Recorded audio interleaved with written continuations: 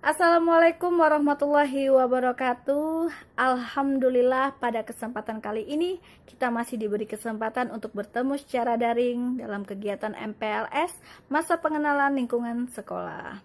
Sebelumnya saya mengucapkan selamat datang kepada Ananda semua. Selamat bergabung di SMA Negeri 1 Mantang. Selamat melaksanakan kegiatan MPLS tahun pelajaran 2020-2021. Oke, sebelum saya menyampaikan materi, izinkan saya untuk memperkenalkan diri. Nama saya Erni Violita, biasa disapa Ibu Cuni atau Ibu Cun. Pada kesempatan kali ini, saya akan menyampaikan materi tentang kesadaran berbangsa dan bernegara. Ananda dapat melihat langsung materi yang akan ditampilkan dan dapat mendengar langsung apa yang saya sampaikan. Baiklah, kita masuk materi pada hari ini tentang kesadaran berbangsa dan bernegara.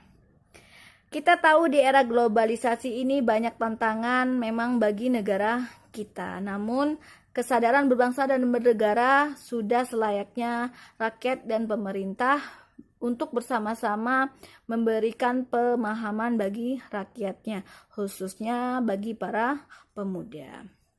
Pemerintah ikut bertanggung jawab mengemban amanat untuk memberikan kesadaran berbangsa dan bernegara bagi warganya. Bila rakyat bangsa Indonesia sudah tidak memiliki kesadaran berbangsa dan bernegara, maka ini merupakan bahaya besar bagi kehidupan bangsa dan negara kita, yang mengakibatkan bangsa ini akan jatuh ke dalam kondisi yang sangat parah, bahkan jauh terpuruk dari bangsa-bangsa lain yang telah mempersiapkan diri dari gangguan bangsa lain. Mengingat kondisi bangsa kita sekarang ini merupakan salah satu indikator bahwa warga bangsa Indonesia di negara ini telah mengalami penurunan kesadaran berbangsa dan bernegara. Hal ini bisa kita lihat dari berbagai daerah sering bergejolak, di antaranya tawuran antar warga, perkelahian pelajar, tawuran antar sekolah, ketidakpuasan hasil pilkada, maupun perebutan lahan pertanian dan pertambangan. Kesadaran berbangsa dan bernegara mempunyai makna bahwa individu yang hidup dan terikat dalam kaidah dan naungan di wilayah negara kesatuan Republik Indonesia harus mempunyai sikap dan perilaku diri yang tumbuh dari kemauan diri yang dilandasi keikhlasan maupun kerelaan bertindak demi kebaikan bangsa dan negara Indonesia. Berbagai masalah berkaitan dengan kesadaran berbangsa dan bernegara sebaiknya mendapat perhatian dan tanggung jawab kita semua. Sehingga amanat pada Undang-Undang Dasar tahun 1945 untuk menjaga dan memelihara negara kesatuan wilayah Republik Indonesia serta kesejahteraan rakyat dapat diwujudkan. Hal lain yang dapat mengganggu kesadaran berbangsa dan bernegara di tingkat pemuda yang perlu dicermati secara seksama adalah semakin tipisnya kesadaran dan kepekaan sosial di tingkat pemuda. Padahal banyak sekali persoalan-persoalan masyarakat yang membutuhkan peranan pemuda untuk membantu memediasi masyarakat agar keluar dari himpitan masalah. Baik itu masalah sosial, masalah ekonomi, masalah politik. Karena dengan terbantunya masyarakat dari semua lapisan keluar dari himpitan persoalan, maka bangsa ini tentunya menjadi bangsa yang kuat dan tidak dapat diintervensi oleh negara manapun. Karena masyarakat itu sendiri yang harus disejahterakan dan jangan sampai mengalami penderitaan. Disitulah pemuda telah melakukan langkah konkret dalam melakukan bela negara. Kesadaran bela negara adalah di mana kita berupaya untuk mempertahankan negara kita dari ancaman yang dapat mengganggu kelangsungan hidup bermasyarakat yang berdasarkan atas cinta tanah air. Kesadaran bela negara juga dapat menumbuhkan rasa patriotisme dan nasionalisme di dalam diri masyarakat. Upaya bela negara selain sebagai kewajiban dasar juga merupakan kehormatan bagi setiap warga negara yang dilaksanakan dengan penuh kesadaran, penuh tanggung jawab, dan rela berkorban dalam pengabdian kepada negara dan bangsa. Keikutsertaan kita dalam hal bela negara merupakan bentuk cinta terhadap tanah air kita. Adapun nilai-nilai bela negara yang harus lebih dipahami penerapannya dalam kehidupan masyarakat berbangsa dan bernegara, antara lain yang pertama yaitu cinta tanah air, yang kedua kesadaran berbangsa dan bernegara, ketiga Pancasila, keempat rela berkorban untuk bangsa dan negara, kelima memiliki kemampuan bela negara, dan keenam memiliki rasa nasionalisme. Namun ada 3 hal yang harus kita lakukan untuk membina nasionalisme di Indonesia. Yang pertama, mengembangkan persamaan di antara suku-suku bangsa penghuni Nusantara. 2, mengembangkan sikap toleransi. Yang ketiga, memiliki rasa senasib dan sepenanggungan di antara sesama bangsa Indonesia. Ada juga 4 hal yang harus kita hindari dalam memupuk semangat nasionalisme. Yang pertama, sukuisme. Apa itu sukuisme? Kalian bisa lihat di situ, menganggap suku bangsa sendiri paling baik. Yang kedua, Calvinisme, yaitu menganggap bangsa sendiri paling unggul. Yang ketiga, ekstremisme, sikap mempertahankan pendirian dengan berbagai cara, kalau perlu dengan kekerasan dan senjata. Sangat tidak baik ya.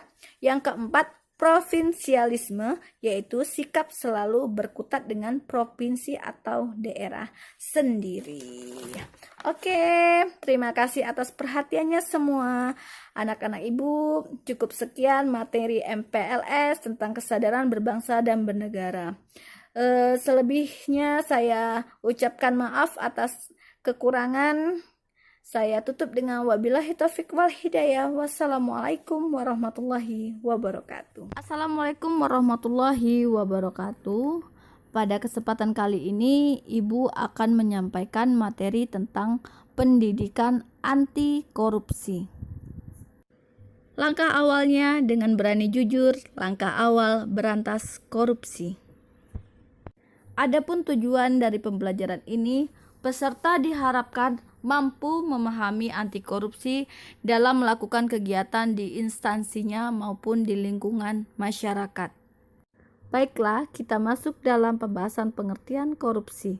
Korupsi yaitu perilaku atau perbuatan yang tidak jujur yang di dalamnya termasuk bentuk kebusukan, keburukan, kejahatan penggelapan, serta bentuk tindakan amoralis. Anak-anak ibu sekalian, kita tahu bahwa kejujuran merupakan suatu hal yang sangat mahal di zaman sekarang ini.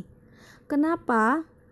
Karena begitu banyak orang-orang yang tadinya jiwanya baik, jujur, setelah masuk dalam suatu sistem yang tidak ada kejujuran, mereka dengan sendirinya terbentuk oleh sistem itu. Oleh karena itu, dengan penyampaian materi ini diharapkan anak-anak ibu nantinya bisa menjadi pribadi yang jujur dimanapun berada. Kita diawasi atau tidak diawasi, kita tahu bahwa Allah Maha tahu apa yang kita lakukan. Kalau kita lihat di sini ada 7 bentuk korupsi dalam Undang-Undang Nomor 31 Tahun 1999 dan Undang-Undang Nomor 20 Tahun 2001. Bentuk yang pertama yaitu merugikan keuangan negara. Contohnya melawan hukum, melakukan perbuatan memperkaya diri sendiri atau orang lain, atau korporasi menyalahgunakan kewenangan, kesempatan atau sarana yang ada. Yang kedua, suap menyuap. Contohnya memberi atau menjanjikan sesuatu kepada PNS karena kekuasaan atau kewenangan yang berhubungan dengan jabatannya. Bentuk yang ketiga, penyalahgunaan jabatan. Contohnya, pejabat atau PNS yang sengaja menggelapkan, merusak atau menghilangkan dengan sengaja barang, akta, surat atau dokumen yang diperlukan. Yang keempat yaitu pemerasan, contohnya PNS atau penyelenggara negara dengan maksud menguntungkan diri sendiri atau orang lain secara melawan hukum atau dengan kekuasaannya memaksa seseorang memberikan sesuatu, membayar atau menerima pembayaran dengan potongan untuk dirinya sendiri.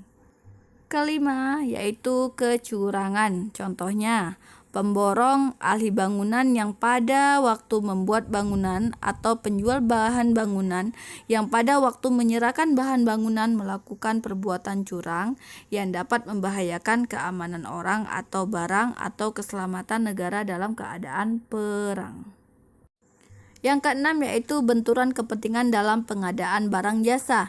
Contohnya pegawai negeri atau penyelenggara negara baik langsung maupun tidak langsung dengan sengaja turut serta dalam pemborongan pengadaan atau persewaan yang pada saat dilakukan perbuatan.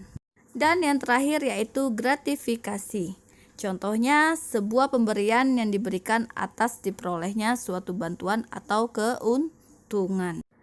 Demikianlah 7 bentuk korupsi yang ada di negara kita. Namun untuk hal-hal semacam ini yang harus kita jaga dengan 9 nilai untuk memerangi korupsi. Berikut adalah 9 nilai yang dapat memerangi korupsi tersebut. Yang pertama kejujuran, yang kedua kepedulian, yang ketiga kemandirian, keempat kedisiplinan, kelima tanggung jawab, keenam kerja keras, ketujuh kesederhanaan, kedelapan keberanian, dan yang kesembilan keadilan. Nah, dari 9 nilai ini atau 9 sifat yang harus kita pertahankan agar kita bisa menjaga tidak terjerumus menjadi orang-orang yang rakus atau korupsi. Karena kalau kita diam, berarti kejahatan akan menang. Maka dari itu, bangkitlah bersama. Kita jaga sifat jujur kita, keberanian kita sesuai dengan aturan-aturan yang ada. Mungkin ini saja yang bisa Ibu sampaikan, bahwa nilai berani, jujur itu bisa menjaga diri kita dari rasa ingin korupsi. Ingat, jujur itu akan selalu dibimbing Allah Subhanahu wa Ta'ala. Terima kasih, Ibu mohon maaf jika ada yang terkurang. Wabillahi taufiq wal hidayah. Wassalamualaikum warahmatullahi wabarakatuh.